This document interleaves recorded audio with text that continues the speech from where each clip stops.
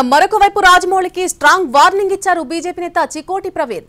మదమెక్కిన ఏనుగు మురికి కాలువలో పడ్డట్టుంది రాజమౌళి తీరు అంటూ ఆయన కొన్ని వ్యాఖ్యలు కూడా చేశారు.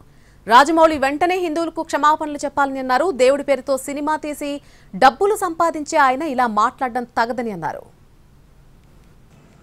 మదమెక్కిన ఏనుగు మురికి కాలువలో పడ్డదంట. ఆ తరంగా ఉంది మన ఎస్ఎస్ రాజమౌళి కథ. ఇవాళ ఎంతోమంది ఎస్ఎస్ రాజమౌళిని ఒక అద్భుతమైన డైరెక్టర్ అని చెప్పి అందరూ కూడా అభిమానిస్తారు. కానీ మొన్న ఒక స్టేట్మెంట్ తోటి ఇవాళ హిందూ సమాజంలో ఒక తీవ్రమైన వ్యతిరేకత వచ్చింది. మరి ఎస్ఎస్ రాజమౌళి నేను కూడా ప్రశ్నిస్తున్నా, నువ్వు దేవుడిని నమ్మకపోతే నమ్మకు, మరి నీ ప్రతి ఒక్క సినిమాకి ముందు పెద్ద ఎత్తున పూజ చేసి మరి ప్రారంభోత్సవం చేస్తావు కదా, మరి నువ్వు నమ్మనప్పుడు ఎందుకు చేస్తున్నావు?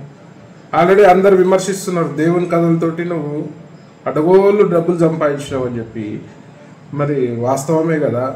మరి హిందువులు సినిమా చూడకపోతే నీ బతికేమవుతుంది, నువ్వేమవుతావు అనేది కూడా ఆలోచించాలి. నీ బాహుబలిలోనే చెప్పినావు కదా, అహంకారంతో విర్రవీగే బల్లాల దేవ లాస్ట్కి ఎట్లా పతనమైందో నువ్వే చూపించినావు కదా. మరి అలా నువ్వు కూడా అదే అహంకార ధోరణితో పోతే మాత్రం నీ పతనం కూడా ఖాయమని చెప్పి ఈ సందర్భంగా తెలియజేస్తూ, మరి హిందువుల మనోభావాలని కించపరిచే విధంగా ఎవరైనా ప్రయత్నం చేస్తే మాత్రం బిడ్డ బాగుండదు.